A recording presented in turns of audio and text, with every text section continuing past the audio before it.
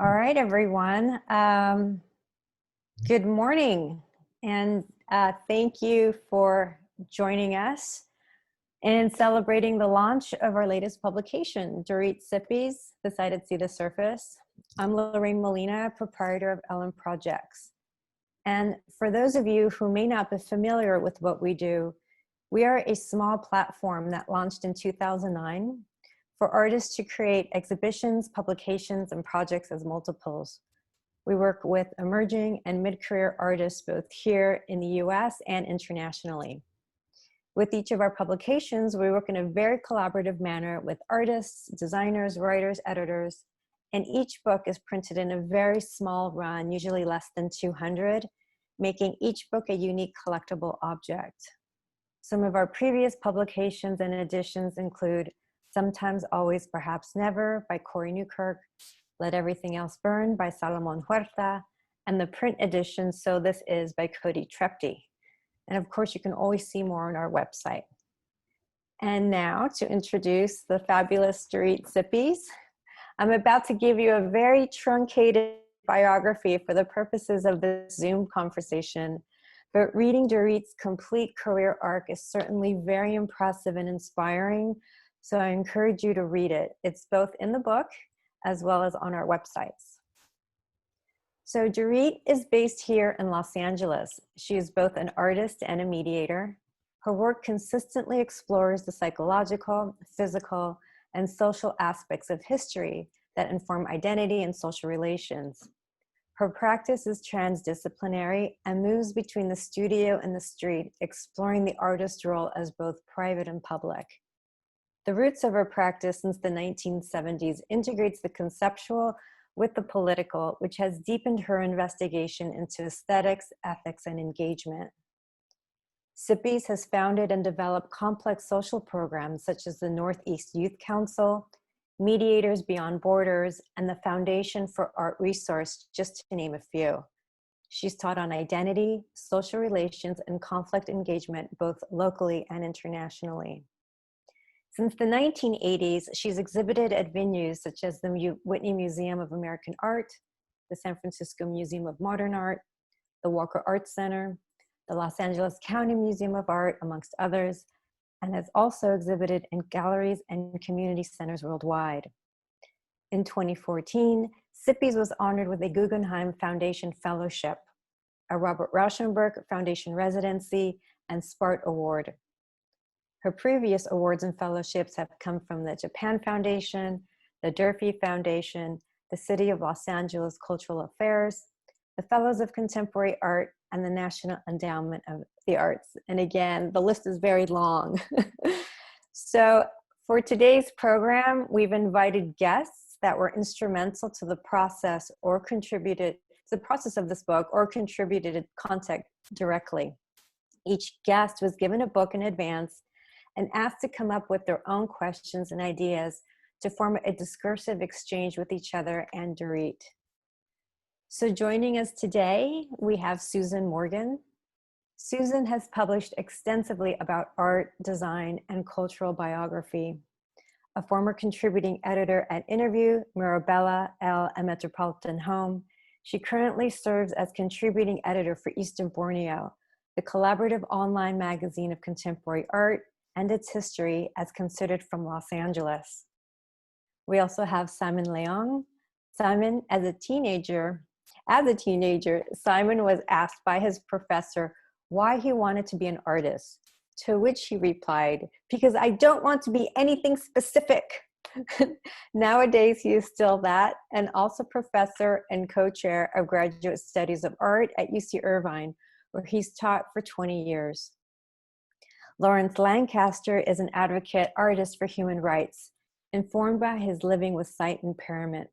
He is Community Advisory Council Vice President for Disability Community Resource Center in Mar Vista. And last but not least, we have Clifford Burton, who works as an electrical engineer at General Telephone Electronics. And since retirement, Clifford volunteers assisting vulnerable youth and the elderly. As a poet, he aspires to write a memoir. So for our talk today, we'll be starting with a presentation by Dorit, who will give us an overview of the artwork behind the book, followed by a brief video of the publication itself. Then each of our guests will then present their own connections with the project, followed by a group discussion. And we will welcome you to join in with questions. So towards the end of the talk, we will open up the chat and you can post your questions there. So let's take a look at the book. This is always fun to do via Zoom. Hopefully this fits. So this is The Sighted See the Surface. It's an 11 by 17 soft cover book. Each linen cover comes in a unique size. The pages, here's another one just to give you context of another size. So the pages shift in scale and include one sheet of Braille referencing a body of work done by Dorit during her time at the Braille Institute. This is the standard edition and it's bound by a stainless steel clip. There's also a special edition book that includes a unique 7 by 7 inch drawing on vellum. And they are in an envelope that is sewn inside the center of the book, and there's just 10 of those. But the entire print run is 134, with each book signed and numbered by Dorit. The book includes archival material, mediation methodologies, and original artworks made from 2012 to 2018. It also includes Dorit in conversation with Jenny King, curator of special collections at LACMA, and a very intimate conversation on non-sightedness with Lancaster and Clifford Burton. Also peppered throughout the book are selected quotes from Against the Pollution of the Eye, selected writings from Jacques Lucéron, and running along the perimeter of the book is a timeline that binds the book. These dates trace the 40-year time span Dorit excavates for this publication, beginning in 1973 with Michael Asher exhibiting it at the Lucerne Gallery in London, an exhibition that was very impressionable during the beginning of Dorit's art education. So now I'm going to hand it over to Dorit, and she's going to go ahead and present her work. Lorraine, thank you. Lorraine, can I ask you, as I'm presenting, if you can admit people as they want to come in? You'll see them under participants. They'll ask for admittance, and you just click admit next to their name. Thank you. See, so we're just to remind us all, we are definitely on a clunky spaceship called Zoom. So this is not, this is not a seamless situation where we're both in public and private space. And it's very, very strange indeed. It's discontinuous to be sure. So we'll do our best. So I will share my screen. I'm going to go out of the waiting room mode and share screen, just letting you know what I'm doing. And I will share this screen, my PowerPoint, and move to this. All right, so you all should see a screen. Now let me go to slideshow play. There you go. Okay. So I'm going to start you from the top of, in a sense, my top. Michael Asher was, for many of you on the call, knew Michael or know of him, and others perhaps do not. So I will just overview. Michael, he passed away in 2012. He was a very key, I believe, foundational artist in contemporary Los Angeles. He taught for since the mid-70s at the California Institute of the Arts, and was quite a force in influencing, I would say, many, many artists besides myself. I had a very close relationship with Michael that started in 1974, before CalArts, when I was in Canada. I'm from Montreal. And was studying at the Nova Scotia College of Art and Design, where Michael was a visiting artist there to begin the making of a book that was initiated by Caspar Koenig, a German curator. At that time, in the early 70s, there was very little written about Michael's work. And so Caspar hired me to work with Michael in eliciting from him as best I could his recollections of making his work, as I would take notes. And that became kind of the beginning note-taking of what then eventually became a very important book that was published by MoCA in 1983 on the work of Michael Asher.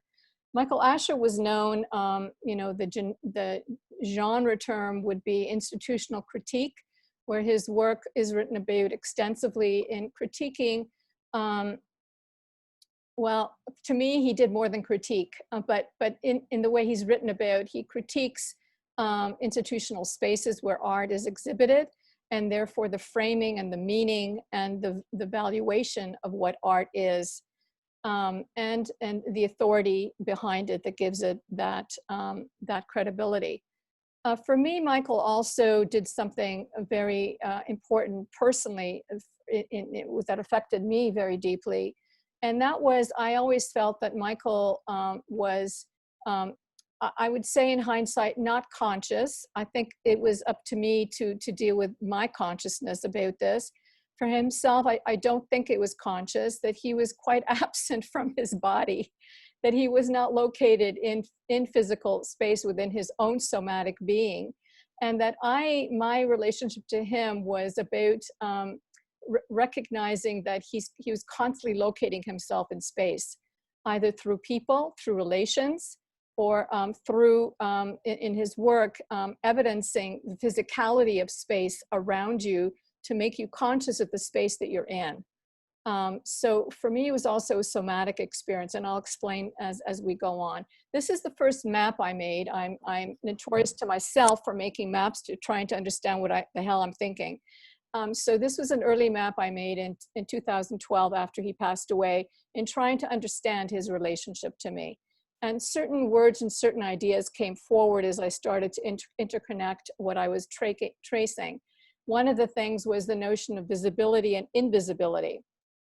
And I want to take you to the next slide and show you something about why that became so important to me as soon as I met Michael. The very first work that he showed me was a work he did in 1973 at the Lisson Gallery. I only saw it as documentation like you see it here, and two black and white photographs. And I knew nothing about Michael. I was quite naive. I was 23 years old myself, and a real stranger to the contemporary art world. But what I saw in this room was an empty room. There's nothing there. White walls, gray floors, the windows, the doors. There's nothing there. So Michael said, look closer. And he indicated for me to look at where the walls met the floors.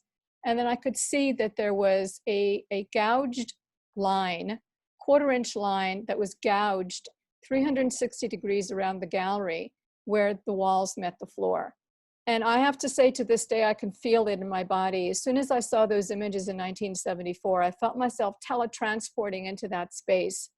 And I could feel myself levitating. But it was not me levitating. It was the illusion of the room levitating, because it was no longer meeting the ground. And yet I knew I was standing on the ground, or I could see that the floor would be there if I was in that room standing on the ground. So gosh, how do I go back? Okay. So I'm trying to go back to the slide earlier, and for some reason I can't make it go backwards. So I will just... The left arrow. Yeah, I'm clicking that. It's not doing anything. Okay. You might have to escape and then start again. No, even escape is not letting me do anything. Okay, we'll just... okay, I found it. I had to go forward to go backward. That's interesting. That's about location and dislocation too, isn't it? I had to go forward to go backwards. Perfect. So you see in my mapping that eventually I get to the bottom half of the mapping, which is about my time at the Braille Institute. Long story short, there was a very clear, for me, direction to enter into a relationship with the notion of sight and sightlessness, what we see and what we do not see. Or how is it that we see what we see? Or do we actually see what we're looking at? And I remember having a conversation with a very close friend and mentor of mine, a transformational mediator by the name of Ken Cloak, in 2012 at the beginning of this process. And I was sharing this with him, and he said he was the one that told me to read Luceron. And I picked up the book, and one of the phrases that jumped up at me was, he was asked, what do we know about the sighted? What do they see?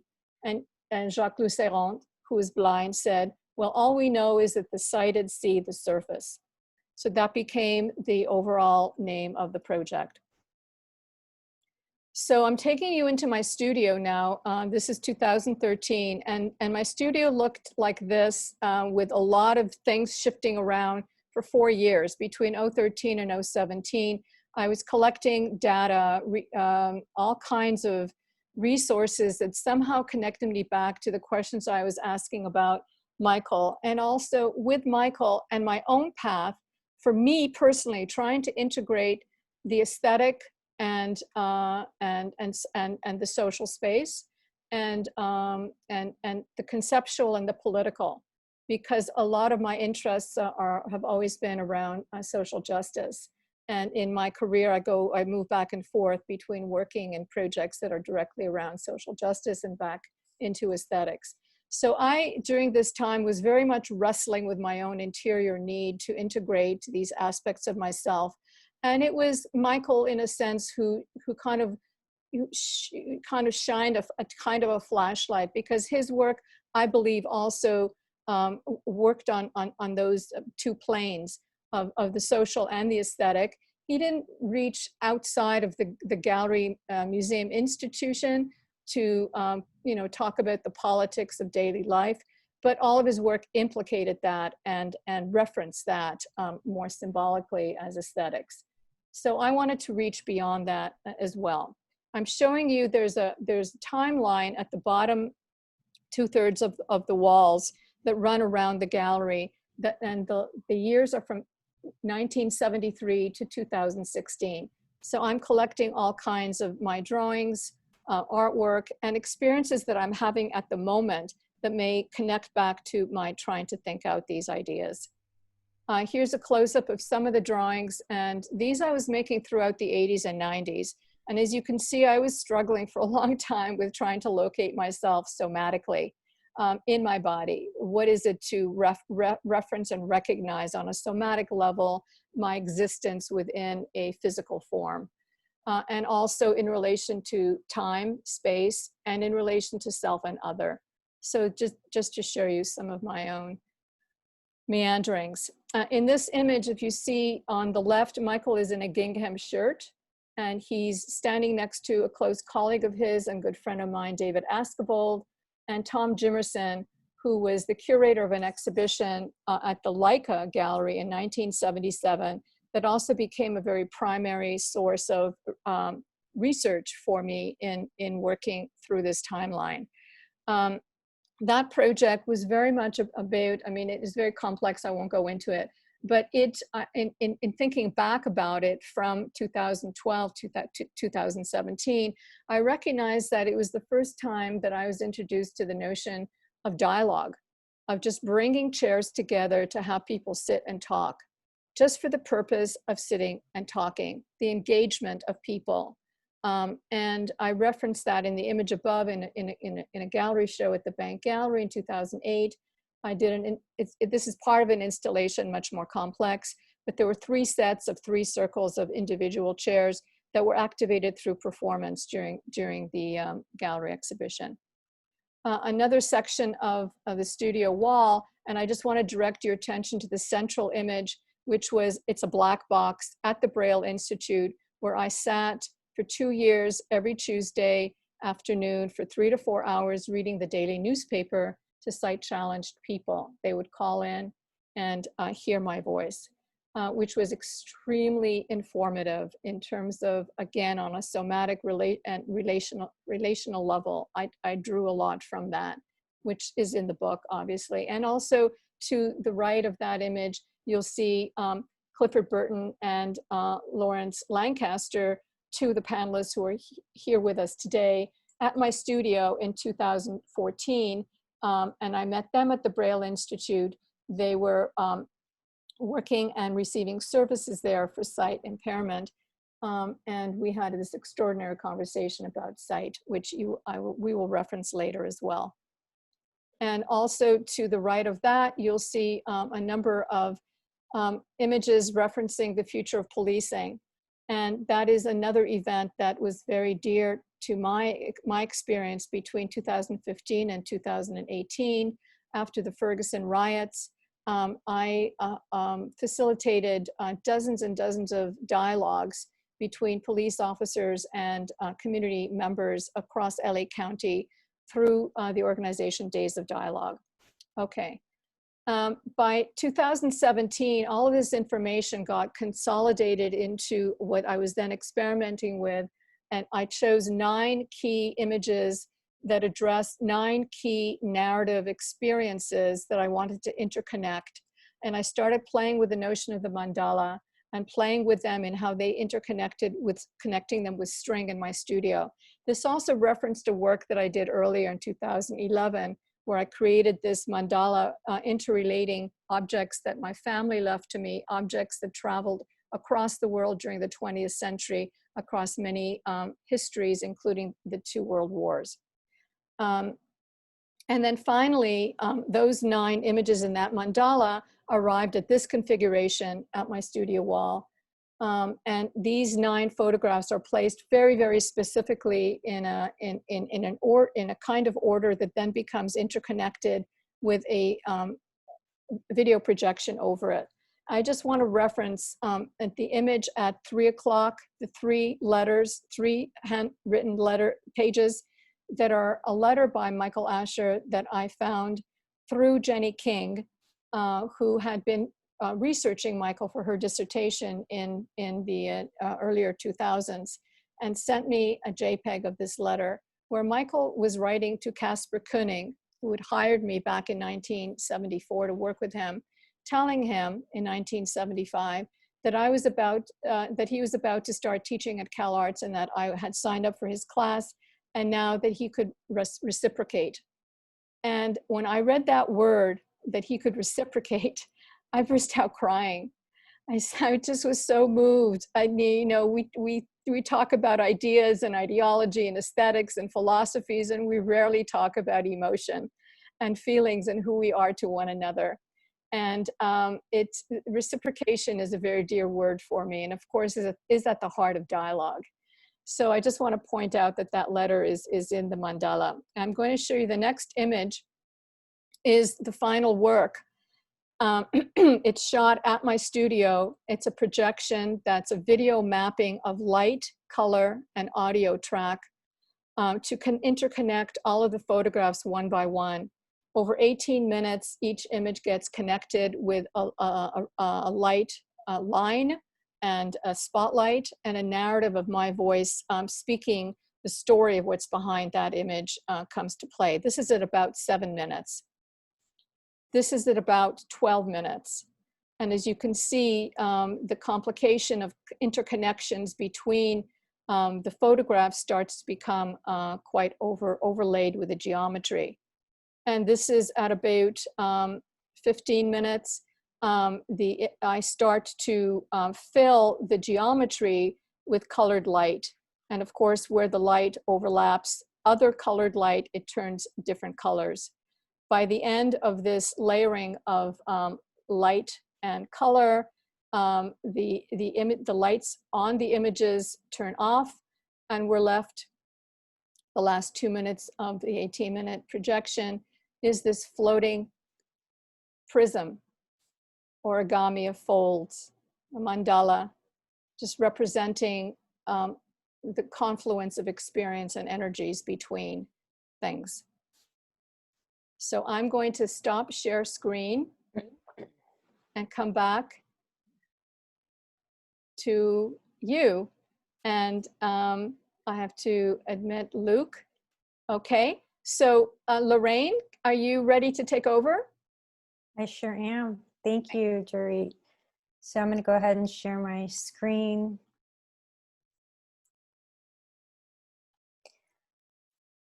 So I'd like to share this video of the book with you. And as I talk about my perspective as both the designer and the publisher on the project, With Dorit's project, as well as with all of our other ones, they begin with no preconceived idea on my part nor the artist. It starts with a number of studio visits and conversations, and slowly, over time, in a very organic manner, the book idea begins to unfold. In Dorit's case, over many conversations, I kept hearing a pattern in her rhetoric. She often referred to these binary relationships in her work, ideas between self and other, the experience of our interior space in relationship to an exterior view, and of course, ideas of seeing and not seeing that develop later in the project. As a designer, this began to, I started to think about how this could translate into a form, into some sort of construct within the book. For example, binary relationships and mirroring are reflected throughout the spreads of the book. You'll see this in the first few pages, and I know we've passed that already, but the first page and the last page are a mirror of each other in image and in scale. There are also two large quotes at the beginning of the book on opposite sides that mirror each other, sort of like two butterfly wings. And you'll also notice that all of the images in the book stem from the center and mirror outward. Another idea Dorit often spoke about in her work is the idea of difference. And again, this influenced the form of the book. Each of the pages shift in scale and in texture. The foreword, which is in the middle of the book, is printed on a single sheet with a high gloss varnish, giving it a glass-like surface to the touch. And you can see Dorit flipping through that page now. Whereas the other pages are a flat matte surface. Also, there is one sheet of Braille. And again, this sheet of Braille is both a play on difference and those binary relationships Dorit spoke of. Someone who is non-sighted or can read Braille will be able to read this page. However, a sighted person or one who can't read Braille would just see and feel a surface. The covers also play on difference. Each one is unique, at a different size, making them all unique. But another thing that I really wanted to quickly share is that I wanted this book to show the relationship between Dorit's practice as a mediator and an artist. In one of our first conversations, I noticed many diagram drawings, or charts as she calls them, posted all over the studio. And she mentioned that they were tools that she used in her mediation practice. However, I thought the drawings were brilliant and asked why she didn't consider them as her artwork. For me, they were no different. There was no difference between Dorit's practice as a mediator and as an artist. They were one and the same and inform each other. So I wanted to bring in these diagram drawings and interweave them with other original artworks. And one can easily see the thread that connects them all. I also mirrored Dorit and her process over a 7-year period. And the work was while all that work was being made, we worked very collaboratively, not knowing what the end result would be. So it was sort of like a call and response. An image would be found, a text or a point in history that we wanted to mend together somehow. And we wanted the images to not be chronological, nor the text, except for the running timeline at the periphery, which grounds the viewer and the book. So I'm going to go ahead and also share with you some of the drawings that Dorit made for the special edition. And I know I have to do a stop share and then reshare again, so let me do that.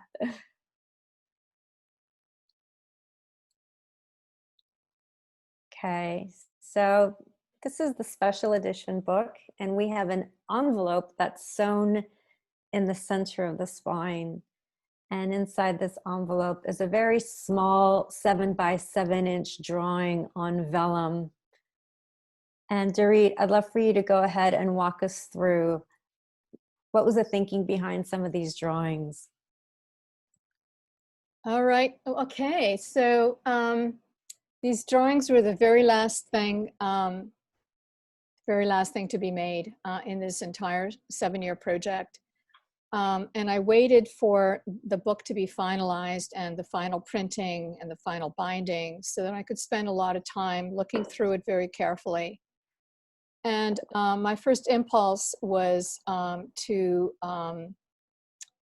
pull words and phrases from the many levels of text that overlapped and connected to one another throughout the book.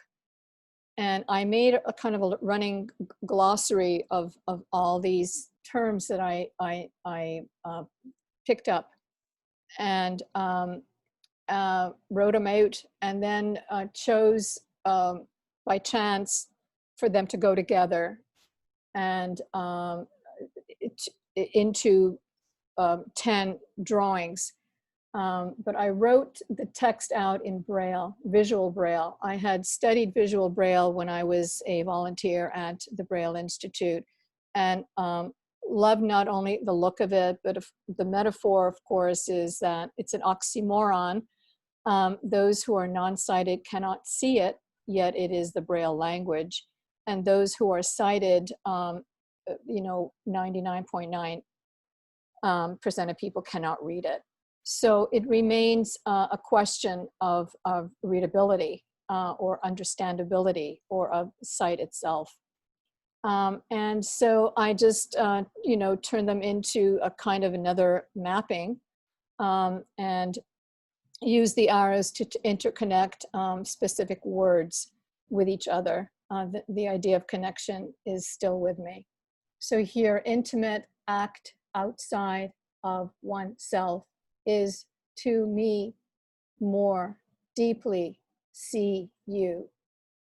So that's an example. So they're not, written out in any kind of necessary logic intention, but the words fall together to create this poetry. Perfect. Thank you, Dorit. So You're very now we are going to turn it over to a conversation with you and your guests. So you will take it from here. All right. So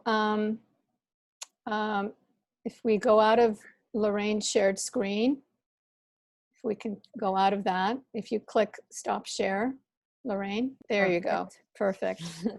Okay.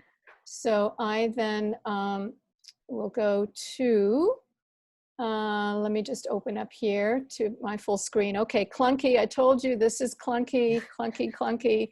All right. So I'd like to introduce my illustrious guests who I feel individually very close to.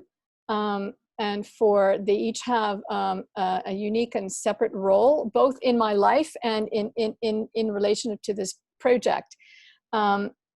And I'm going to introduce each one of them as I engage them in a presentation. So we'll begin with Lawrence Lancaster and Clifford Burton, who are the two individuals whom I met at the Braille Institute. And Lawrence and Clifford, I'd like to read, before we begin a conversation between us, I'd like to read an excerpt from the transcript of what exists in the book, which is the conversation we had on sight and non-sightedness in 2014. So if you give me just 2 minutes, I'll read through this excerpt. Dorit, when I close my eyes, I'm still seeing things. It's like in my head, it's inside me. And I always wonder, when you lose your exterior ability to visually see, when you close your eyes, is it gone inside too? Clifford, I haven't lived in New York continuously for over 30 years, yet the images in my mind of the World Trade Center, I used to run around the towers as a boy when the ironwork went up in the early 70s. I remember that just as vividly now as I did when I was running. At that time, I can remember detailed structures of things that I left behind, like the Circle Line, the subway, people's faces. Dorit, have you lost sight, Clifford? Clifford, yes, in my left eye. The normal convex shape of the cornea is misshapen. Mine has peaks and valleys in it, like pits. Any image I look at with my left eye, it's as though an invisible hand has smeared that image with streak patterns. I basically see with my right eye, which is about 20/40. Dorit, but your memories of things, are they smeared? Clifford, no. Dorit, and Lawrence, what do you see when you close your eyes and think of something in your past? Lawrence, well, I still see it. I started wearing corrective lenses at age 5. My glasses were really thick. By the age 17, I was diagnosed with glaucoma 27. For years, my sight remained. Then it progressed over time to deep visual impairment. I'm blessed that I had a full visual life up until that point and an imagination with an artist's bent. When I have an idea in my mind now of what I want to do artistically, I do see it in my mind. Dorit, and what if you never had vision? Would you have an imagination? Clifford, I don't see how you could have the same vivid picture of seeing something, having never seen it, as someone who has been fully sighted has seen it. Lawrence, so imagine you were born blind. Your experience of the world is how you perceive it. As the day warms up, you know the sun is rising. You know it's new. Dorit, but you don't know it's yellow. Lawrence, you don't know what yellow is. Somebody can tell you what yellow is, or that the sun casts a yellow light, like the golden hour. There's 2 times in the day where there's a glowing hour, and it's the most precious time of day because everything is cast in this golden hue. I'm so blessed that I got to actually experience that. So to share that with someone who has never had sight, well, you can verbalize it, you can paint that in a verbal picture, but then in one's mind, it's missing. From the experience of what the sun feels like as it's going around, you can feel that on your skin, right? You can, through the course of the day, even follow the sun west and wind up at the beach. You can sit on the sand and you can feel the sand cooling. You can feel the wind cooling depending on if it's high tide or low tide. You can experience when the sun disappears beyond the horizon. The light has waned and the sun is in its last throes, and there you are, and it's getting cooler and cooler, and now you know it's dark. So you've experienced this from a physical point of view. Through that physical experience, you can interpret mentally. The only thing missing is the visual. And if you have someone who is creative verbally with an imagination and can describe richly, and you can take that in, then you're right there in that experience. You have experienced the same thing, even, I would think, in a more profound way. Dorit, like the profound experience of feeling heat on your skin. Lawrence, you have this visceral experience.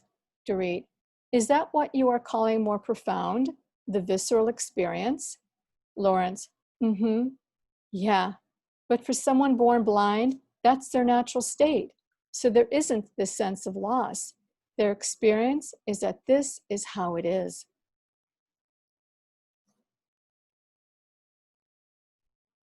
So Lawrence and Clifford, are you there? Can you hear me?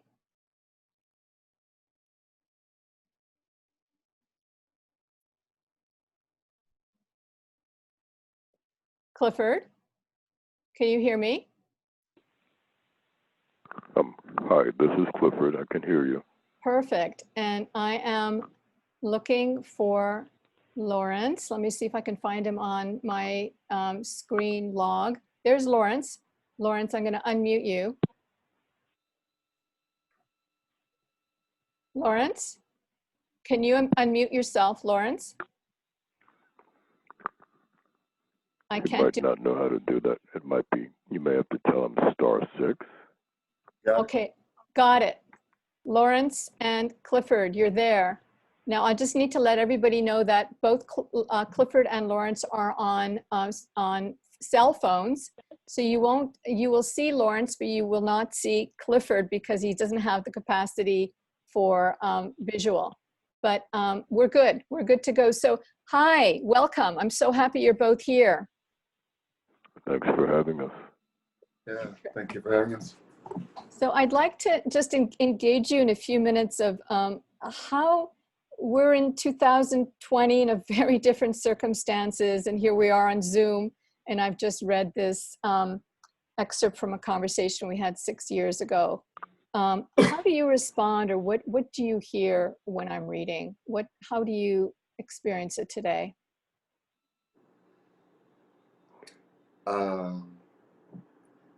Where we are now as opposed to then, there's been quite a few life changes for myself and for all of us collectively as a global family.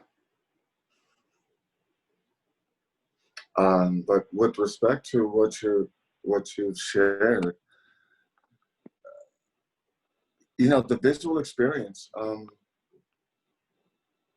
is where we're all anchored, for the most part. That's the normative experience with how we interpret our surroundings. So when you engage persons that aren't sighted, who are visually impaired, you have to expand your own experience if you're not visually impaired, to think how that possibility can exist. And it's, like earlier, so in the book, there's floating text, different surfaces and so on. And then you had mentioned, like an out of somatic experience and trying to, search for connection. Let me posit this just as a mind experiment. So for those of us who are visually impaired and on the extreme end, when we're walking, consider that, well, and I do, I can't speak for anyone else. It is like floating. The only thing that anchors you is that what you're walking on is a hard surface. But if you can disconnect yourself from that, because around you is a different visual experience than what exists outside of, and I call it my own personal bubble. So interesting. Yeah. So I can disconnect at times and have fun with it and have that floating sensation. Oh, that's interesting. So you can really privilege being in your own personal bubble and really, I mean, I know you to be a very playful person in general. So that's interesting to hear that you're very aware of it and can play with it. Mm-hmm. Yeah. Clifford, do you have anything you want to add from your own experience, perhaps even the experience of remembering the moment that we worked together in 2014, or just what's happened for you as someone navigating the world with some challenges of sight impairment yourself? Anything that you'd like to add or share? Personally, my sight, particularly in my left eye, in which I have a condition known as keratoconus, which is a deformation of the cornea, such that instead of having a nice smooth convex shape that nature intended, it has, so to speak, peaks and valleys in it, and distorts my visual field in such a way that everything that I see through my left eye looks like it's been streaked. So, as you mentioned a few sentences ago from the narrative, that I see basically with my right eye, and fortunately, my visual acuity in my right eye is okay, but what's happened to me in the 6 years that have intervened since our first conversation about it and how the blind navigate through a world where other people see perfectly, or at least better than we do, is I've become more protective of people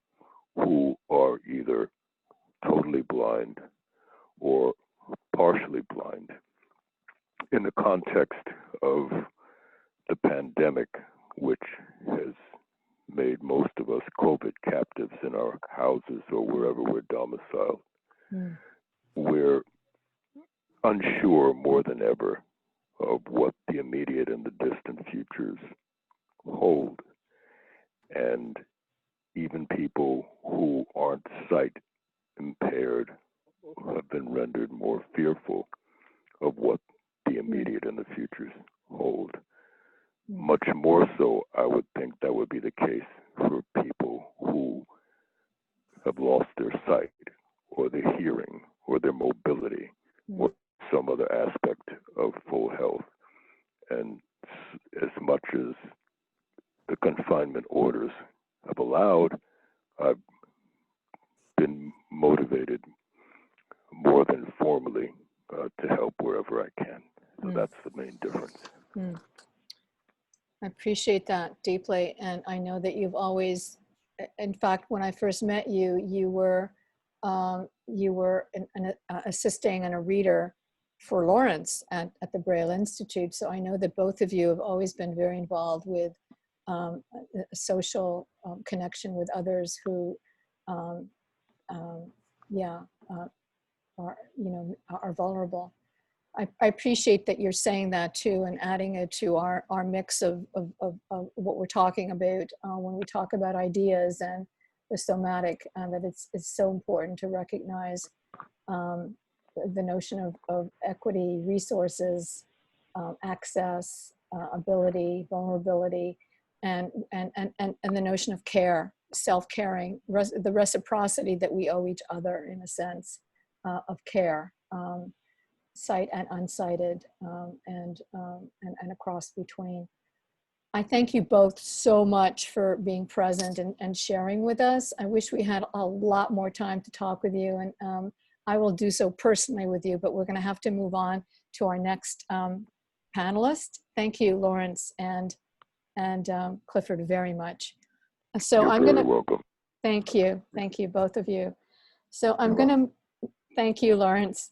I'm going to move and introduce Susan Morgan.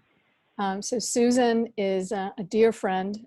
We've known each other, oh gosh, I mean, probably half our lives, maybe in a way, certainly most of our adult lives, from the beginning of her work on Real Life magazine in the mid-70s in New York City. And Susan was instrumental in my finding the Braille Institute, and I'm very dedicated to and thankful to her. Susan has been writing a lot, of course, on art, design, and architecture, and understood when I first started looking at Michael's work. She and the Leica project in particular, she referenced that the architect was William Pereira. And when we looked further, and she indicated, and she said, you know, Michael, most of the places that Michael Asher showed his exhibition, where his exhibitions were across Los Angeles, happened to be often in buildings that were built by William Pereira during the 70s, since Pereira was a dominant architect of cultural sites in Los Angeles in the 70s. So as I looked further, and I knew that I wanted to present some project in memorial to Michael, and I wanted to resemble the dialogue at Leica. I did not want to replace it into an art context. I wanted to place it out into a more daily life, worldly environment. And when I found out that William Pereira also was the architect of the Braille Institute on Vermont Avenue, I decided in my brilliant kind of naive conceptual way that that's the perfect place to bring a dialogue together between sighted and non-sighted people. And of course, I was very naive and didn't realize as a sighted person how much I would be intercepting a neutral space for the non-sighted to be moving in the Braille Institute by bringing in chairs and accoutrements for a dialogue. It wouldn't work. So I decided, since I knew nothing about not seeing, I would volunteer. And so it's Susan who really opened up this pathway for me. So I want to make sure, first of all, that I am that I have the ability to share screen, since I'm going to have to share my screen again for Susan. So whoever shared screen last, can you make me the host? I think that's Lorraine. Okay. Make me the host. And let's see how I do that. You do that on my little picture. There's a three little. If you scroll over my picture, Yeah. there's 3 little dots. Yeah. Click down on those dots, and you should say "Make host." It's not showing up. Interesting. Make host. Okay, I have it. For some reason now I have it. Somebody. Okay. No, I don't. Go ahead. Microsoft. Yeah, I do. Okay. I don't know how that all of a sudden showed up, but here it is. So I'm just going to bring up the first image, but I will introduce Susan. Would you please unmute yourself and speak, so you'll be the speaker on the screen. Okay, I'm unmuted. Can you hear me? Yes, we can. Okay. So thank you, Dorit and Lorraine and all the other participants for including me, and congratulations on the beautiful publication. I'm a writer, and I work as a writer and an editor, and my work is fueled by curiosity and observation. I'm also a researcher and a reader, and I have to say that I'm also the founder of the Nitpickery, and so I have to fact check things. And so I did meet Dorit probably in the 70s. Real Life magazine started in 79 with our first issues, and was produced throughout the 1980s. So if anybody is going to listen to this recording, they'll know that. And I also have another correction later about William Pereira. So all of the aspects of my work, I'm interested in how things intersect and overlap. And in much the same way that Dorit, with her circled texts and her mappings and the lines and the arrows on her handwritten work pages. In thinking about things, I like to consider the details, the context, the commonalities, and the unexpected rhyming that occurs. Although I've known Dorit for a long time, I didn't experience this 1977 piece by Michael Asher in person, and the space for dialogue that it activated in the Slavi bookstore. So I didn't experience that firsthand. So I only know it through photographs, published material, and anecdotes. Briefly, Michael was invited to participate in a 3-person exhibition curated by Tom Jimerson and Helen Lewis for the Los Angeles Institute of Contemporary Art. And Michael used his allocated budget to hire 4 people to sit by the front door and be available to interact with visitors and engage with the exhibited work. Dorit was one of those people. And she's in there. She's sitting on that couch in there. And so in the photograph, what you see, is a random collection of chairs, and they're arranged in a very sleek lobby. The lobby has polished floors and oversized steel-framed windows. It's a very cool backdrop, and it's stylish but unsociable. But the seated people, there's a conversation taking place, and it's very casual and engaged. And so the people are leaning, and they're leaning backward and forward, and they're looking and listening. And as I said, Dorit is there. Could I have the next slide? And in the book, we see Dorit's Venn diagram floating over this photograph. And she outlines the intersection of the self and the other, and underscoring at the bottom, relational. Looking at this photograph, I'm reminded of Dorit's observations about Michael's work and teaching. and how he opened up a space and introduced possibilities.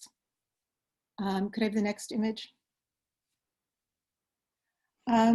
Following Michael's death, Dorit and I had a lot of free-range conversations about Michael, about the social art of architecture, and the various social spaces that Michael had interacted with in his work.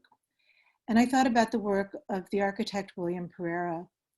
I suppose I was initially thinking that the sleek space in Century City where Leica was housed in the 70s was a Pereira space. And when I researched it, and as I mentioned, I fact-checked myself and my others, I realized that it wasn't, that space actually wasn't designed by William Pereira. He did design a lot of the other spaces in Century City. And Century City was very intriguing to me, having moved here from New York, because it was this kind of, it was built in the 70s in this large scale futuristic design. And it's almost a sci-fi notion of building a new city within an existing city.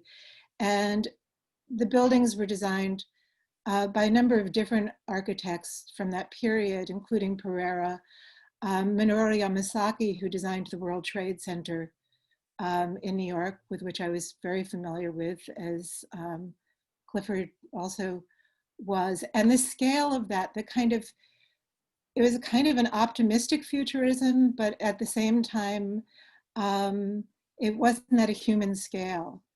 And Century City belongs to that period of architecture and design. And in this photograph, you see William Pereira, who had first arrived and had designed movie theaters. He arrived in Los Angeles in the 1930s. He designed movie theaters. He was a production designer for films. And here he is with like these master plans. And so there are these elaborate drawings of a kind of, you know, a brave modernist new world or something. And he designed hundreds of buildings throughout Southern California. And so, could I have the next image? And so one of these buildings, I'm thinking about Michael and thinking about my own understanding and looking at Los Angeles and Southern California. Irvine made Pereira made the master plan for Irvine and for the University of California at Irvine. And I sort of love this photograph. It's a very, while the university was being built. The university was built on, I've written it down, it's 1,475 acre campus that was part of the original 93,000 acre Irvine Ranch. And so the Pereira buildings, which are very steel and concrete, and you see two of them here on this cleared ranch land, appear to float. And so it curiously rhymes with Dorit describing what Michael did in the Listen Gallery, where just by removing the base, the room appears to float. And here you have buildings that appear to float. Great. And then the next image, Dorit, could I have the next slide? Is the LA County Museum. And so this is the Pereira building. This is from 1965. And again, you have buildings that are floating. And you see the original, this is a little sidebar that I think is kind of interesting, that the original building for LACMA had these ponds, these reflecting pools, but the tar, since it was built on the tar pits, were filling up with tar, so that was filled in. These are the buildings that have since been, in the dark days of the pandemic, these buildings have been demolished. So this is another significant, in the Michael Asher engagement with buildings also figures. His mother had worked there. In 2001, part of LACMA Lab, Michael worked with high school students from nearby Fairfax High to take down the part of the collection and reinstall it. And they took paintings out of frames, they painted the walls purple, and they really had this kind of engagement. And again, it's the kind of dialogue that is shared with Michael's work and friendship and conversation with Dorit. So this was kind of where our free range conversation was. I don't know if it was going somewhere, but it was circling. And then the next one, which is that Dorit, I was saying that, Pereira had such a presence in kind of creating an idea of, these cultural institutions, these municipal buildings, these places that were, in some ways social, but not sociable. And, that Dorit found herself at the Braille Institute. And one of the things that I discovered about the Braille Institute was that the architects in Pereira's office, who were the lead architects on this project, much like Dorit, went into it thinking, well, we'll create this lobby, this social space, and realized that it was a building that was going to be perceptually have a very different understanding and reading. And so they actually went into the project and spent several weeks working on it wearing blindfolds. Wow. So they could understand how the space would be used by the people who would be there. So, and then I guess the next one. And so these are just kind of little notational things that I've been thinking about. And when we were asked about addressing things in the publication, I really love this, one of the final spreads, because it creates the layering of the different projects and the Braille page. And then this photograph that Dorit took in, I think it's 2014, when she was in a residency in Captiva Island, part of the Rauschenberg Foundation. And what I love about this photograph, there are a lot of things that I love about it, is again, the sensation of floating, that the corner windows, the lower half, what's visible from the bed, is the sea. And then in the upper half is the sky. And Dorit has titled the photograph Unmoored Like a Sailboat, and which also has a resonance with Michael, and again, enters into a kind of playfulness that I think is part of their relationship, part of their understanding with one another, and a shared, part of the shared dialogue. And Michael was, in fact, a sailor and went out on the sea. And the idea of being unmoored seems to also be the way that, Dorit approaches her mapping of trying to find a way, but not really being tethered to a single notion or a single idea. And so I think in both the approach and the image, you really get the sense of the experiential, the sensation, as Dorit keeps coming back to the somatic understanding, of situations and relationships and work. And so in just listening to Dorit and, Lawrence and Clifford, and now I realize that it kind of circles back again to this, this idea of the reciprocal, And I loved that in the conversation that's reproduced in the book, Lawrence refers to the Braille Institute as a port in the storm. And so I think this all kind of brings it together. And also, I like what Lorraine had pointed out to Dorit, that the work is not separate.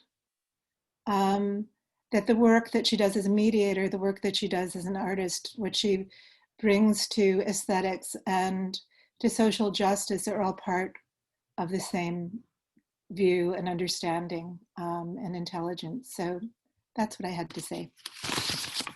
Thank you. Beautiful. Thank you, Susan. That was fantastic. So now we have Simon Leung on next. Thank you so much. Excited to see what you have to share, Simon. Great. And just to introduce Simon, so Simon first showed the first draft of this book in 2017 at an exhibition that he spent quite a bit of time, exhibition and symposia, which he will talk about. Simon is also a dear friend and a colleague and a dear romantic man. Oh boy. Okay. So I will show, could you tell me if I'm able to show the screen? Yes, we could You see it. Okay, great. Lovely. Okay. So let me just move into full screen in my viewing. Okay. Great. Thank you. Thank you so much. I'm really happy to be a part of this wonderful launching of Dorit's project. I really think that this is, in a way, a culmination of all aspects of Dorit that I've known throughout the years. And I feel that so much of what I have talked to Dorit over the years about Michael Asher, it just keeps echoing over and over again. I just want to give a shout out to Howard Singerman. At the very beginning, when Lorraine introduced me, Howard was the professor who asked me why I wanted to be an artist, and to which I said, I don't want to be anything specific. Anyway, so what I'm going to do is I'm just going to give a slideshow of the project that Dorit was a part of, and then I have a bit of rumination on the site to see the surface. So this work that Dorit is showing was first shown in a prototype in an exhibition called You May Add or Subtract from the Work, on the work of Christopher D'Arcangelo and Michael Asher. It was an exhibition at the Mack Center, and there was also a symposium that I organized with Sebastian Pluo, my collaborator, at LACMA in 2017. Sebastian and I had thought about doing this show based on a sort of congruence between Asher and D'Arcangelo. So as you see here, they formulated conversion at distinct practices centered on the critical analysis of the structural conditions of art. Separately, they address how the terms under which the material and social conditions in the production, display, circulation, and reception of art intersect with state, institutional, and commercial powers under capitalism, and the ways in which the status, position, and subjectivity of the artist is produced and articulated against this backdrop. So it's very much a way of thinking about what they did as artists, but in a way also how they were forming themselves as artists and maybe forming themselves as people. Often questioning the function of architecture, each artist deconstructed the alleged neutrality of art institutions' iconic white cube with subtle interventions involving alterations, substitutions, and displacements of material and thematic structures. And of course, the project that both Susan and Dorit had already talked about at Leica was a point where they, D'Arcangelo and Asher converged. So I just want to say briefly why I wanted to bring this to Los Angeles. Well, it's in fact very much tied to, I think, really the only profession I've had since I became an adult, and that is, you know, I've taught.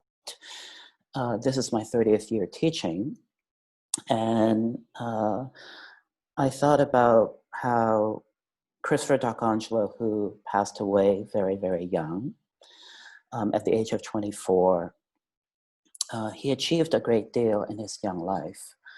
And as my old teacher, Mike Kelly, used to say, LA is art school central. So I thought it's very important for me to bring something that a young person did, a young person who thought deeply about all aspects of art and education and what it means to be in the world, to bring that to Los Angeles, where there are many art schools and many students. And so I reached out to several schools, CalArts, Art Center, UCLA, etc., and just really wanted to make this a project that art students would get to see.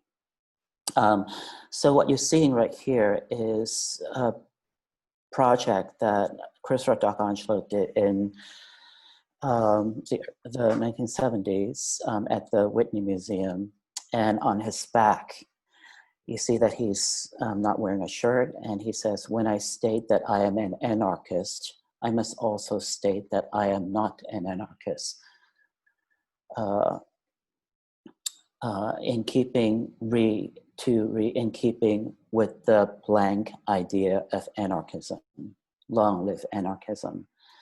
So I think that the ellipsis, that blankness, this blank idea of anarchism is, in a sense, how we can think about anarchism without adjectives, because that would be the place of the adjective. So in a sense, I feel that this space of blankness is very much where I think Asher and D'Arcangelo converged. And as you've seen before in images, here's the exhibition at Leica, where Michael Asher invited people to have conversations. This is an image of the space. And Claire Copley, who was editing the Leica journal at the time, invited Christopher D'Arcangelo to contribute. And this was his contribution, which, as you see, was a centerfold of blank pages. This is the exhibition that was at the Mac Center at the Garage Top. As you see, there are videos. There are, I believe, about 7 videos altogether, and they were made by Sebastian Pluot and Dean Inkster. Dean, somebody I've known for many years. About 20 years ago, he translated an essay of mine into French, and Sebastian I've worked with in other contexts. So you see these video monitors that were on tables. And in the video monitors, what they were showing were people leafing through material, photographic material, texts of Christopher D'Arcangelo's. And the people who were speaking were Lawrence Weiner was one, Benjamin Buchloh, Neil Spector, various people who had known Christopher D'Arcangelo. Another view, art historian at work. This is an image of the work of Ben Kinman, who's in the show. I'm not going to go into this in depth, but I just want to let you get a sense of the aesthetic of the show. This is a work by Emily Perrendeau, who's a French artist, who was also engaging with Asher and D'Arcangelo. An installation. You see a vitrine in the middle, and the vitrine showed ephemera mostly of exhibition catalogs or pamphlets of Michael Asher and Christopher D'Arcangelo. So you see in the middle, you know, another image of Asher's work, image of his work, and it's upside down, but it's an image of his work at the Claire Copley Gallery, where he removed the wall, exposing, in a sense, the functioning of the museum to the viewer. This is the Leica journal that we had. I think that Tom Jimerson, I think we had two. I think Tom Jimerson was one of the lenders to this vitrine. And Tom obviously was also somebody who worked on the Leica exhibition. I designed a way of showing replicates of these journals with these sunken in tabletops. So you see here the Leica journal, collected writings of Michael Asher, an artist space catalog from when Michael did a show at Artist Space in, I believe, the 70s, maybe the early 80s. And here you see Dorit's beautiful drawing, where she traced the connections between all these various aspects of Michael's work and the Braille Institute and Captiva, et cetera, et cetera. So one thing I just want to register briefly is that, to me, when Dorit began speaking to me about this work, that this was, in a way, a work of mourning. In other words, a way for Dorit to try to understand Michael Asher as a friend, as a teacher, as an object, as a lost object. And in a way, I feel very much that Dorit is reconstituting Michael through these graphs and languages and drawings and diagrams. Mm. And in doing so, there is a way of reconstituting a subjectivity from this negotiation with the lost object. Here's a view of the symposium that I was moderating at LACMA. So you see here Sebastian Plewel, Jenny King, Sammy Siegelbaum, Mary Shirkus, Dean Inkster, Ben Kinman, Rosalind Deutsch, Claire Copley, and Dorit. So I wanted to engage with this image, which both Susan and Dorit had shown earlier. I want to engage in this diagram, and for those who are not sighted, it is a drawing that is overlaid on top of the Leica project, and it's a Venn diagram where you see self on one side, and then other is the other circle, and the words body are underneath each of them. And then there's this crosshatch space in the middle where you see this connection. And Dorit had put as a sort of caption on the bottom, identity is relational. So I began to think about this diagram in relationship to what Dorit has mapped upon the Leica project. But I also just wanted to think about how this idea of where the self meets the other, or in my perhaps reformulation, where the self meets the non-self, in some ways is how Michel Foucault began to think about the work on the self. So,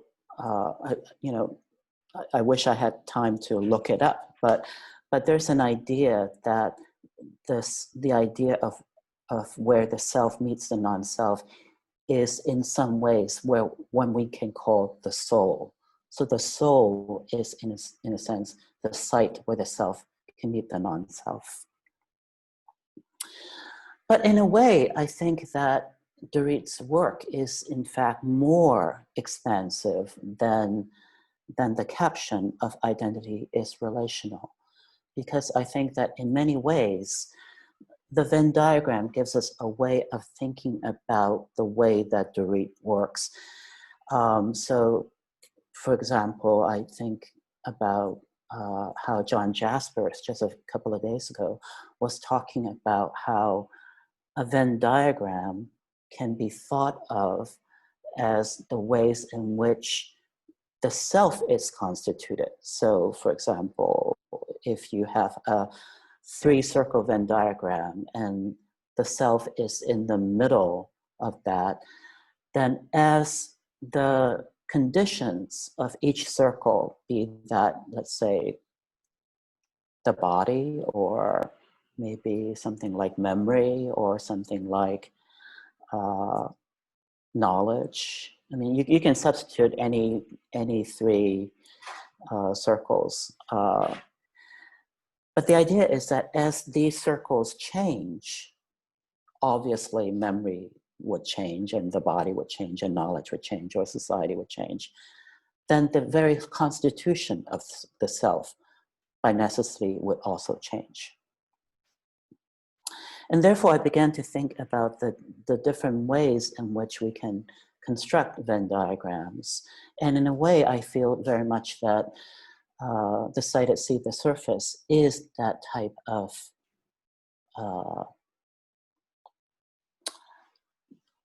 construction, that type of direction. So the next image that you see, there are all these circles that can be read as Braille, or they can be read as punctures, as holes. But I think that this, to me, which is just, I think, when you flip the page from the previous one, is how we are getting a sense of Dorit's porous and rhizomatic way of thinking about reality and the virtual and the brain and the body and the visceral organs, etc., etc. So I began to, in a sense, using that, rethink the very title of the piece. So obviously, Dorit is thinking about the sight at sea, the surface, as a type of critique of the insufficiency of the I meaning both EYEI, but also the first person pronouns I. But at the same time, I think that sight, S-I-T-E, is also incorporated in S-I-G-H-T. So the sight at sea, the surface, is also that which is sighted in something, seeing the surface. And of course, we can also further dilate the very idea of what seeing means. So does seeing mean one observes something? Or does it mean that, yes, I understand, I see, I have incorporated that thing into myself.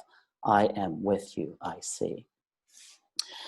Now, I want to just focus a little bit on, because, you know, as I always think of how, you know, one of the things that I try to impress upon students is that sometimes you have to go dumber.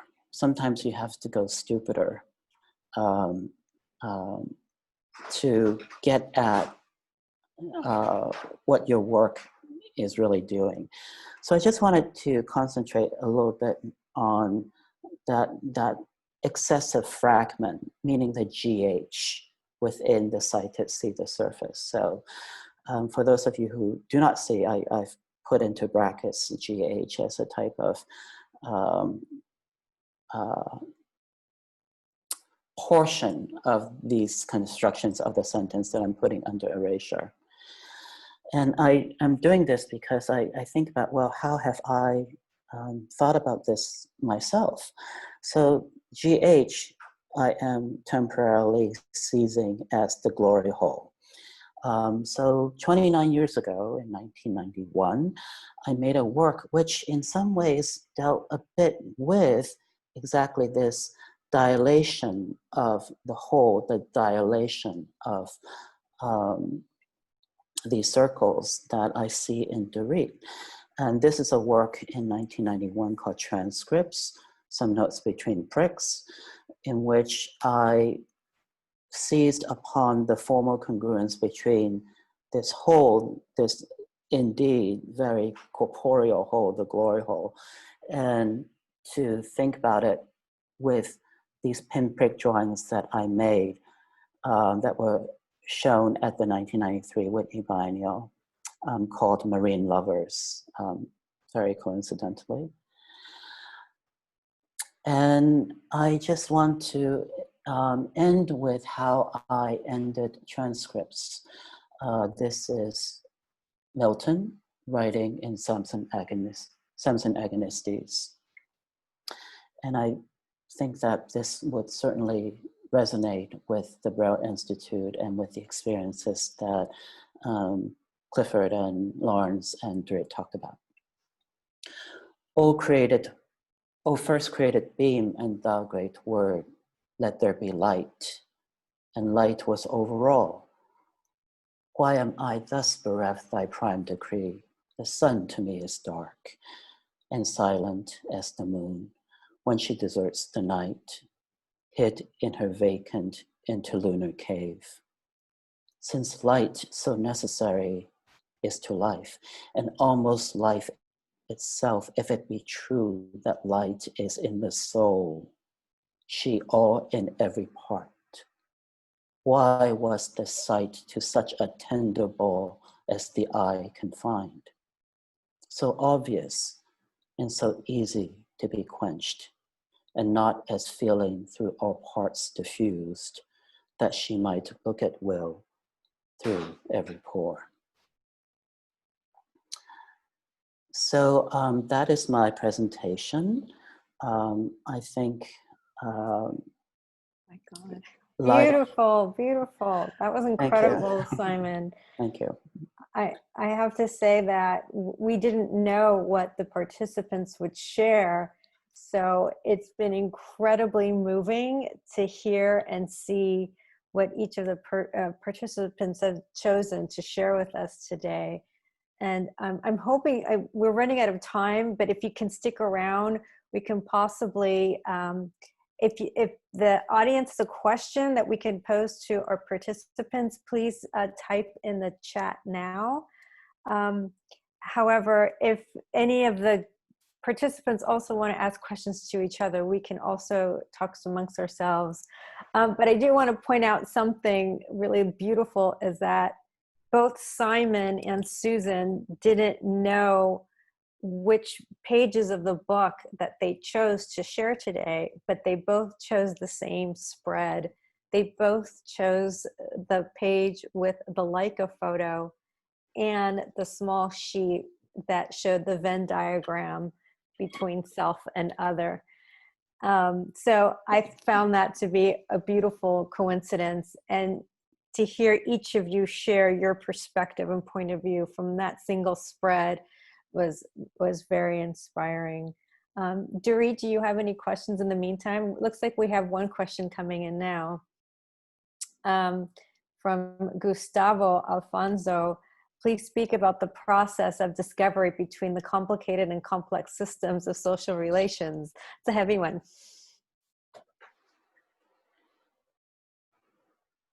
I think that's for you, Dorit, possibly, or anyone for that matter. Can you read it again slowly, please? Can you speak about the process of discovery between the complicated and complex systems of social relations? I think it is exactly that, complicated. I don't really know what the question is focusing on, but first of all, I'm so moved from listening to the speakers. I'm still kind of in a bit of a processing modality. That last poem that was read by Simon was just so moving to me. So I'm taking a breath in one of my encircled selves right now. So your question, Gustavo, to speak about the complexity of social relations, do you mean my own social relations or in general? Okay, so I'm seeing Gustavo is saying, you know what? He is seminal to the field of complex systems. I'm thinking about the invisible structures of architecture and people. A quote from John Holland. I'm afraid I don't know the work. I think you have a layer of questioning that I can't really speak to directly in terms of this person's work. But yes, we are talking about layers of architectures in a sense, and also architectures and archaeologies. So, and there's, I don't know, I can't answer your question. Thank you, Gustavo. Let's ask another question. Unless somebody else, Simon or Susan or somebody else have an answer to that, I don't really know how to answer your question. Well, if you'd like, we could probably wrap it up since it is past 12:30. So I just want to give a massive thank you to everyone who's participated today, everyone who's joined on the call, our participants for these incredible presentations, and all the people that worked on the book. We had Susan Morgan edited the foreword. I had Jennifer Ryder help me on the design. Catherine Ragley was our copy editor.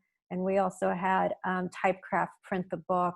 So thank you to everybody. This is always a big collective effort. None of this can be done alone. And Dorit, thank you. Kudos to you. Can I add thank you to Karen Dunbar of the Michael Asher Foundation, who made it possible for us to use documentation from the archive, and as well to Robert Smith of Leica, and as well to the Lisson Gallery. And like Lorraine said, it takes relationship to create something of any kind of resonant meaning. So perhaps for me, that's like the point. Thank you so much to everybody. If you have any further questions, you know how to reach Lorraine through the website LM Projects.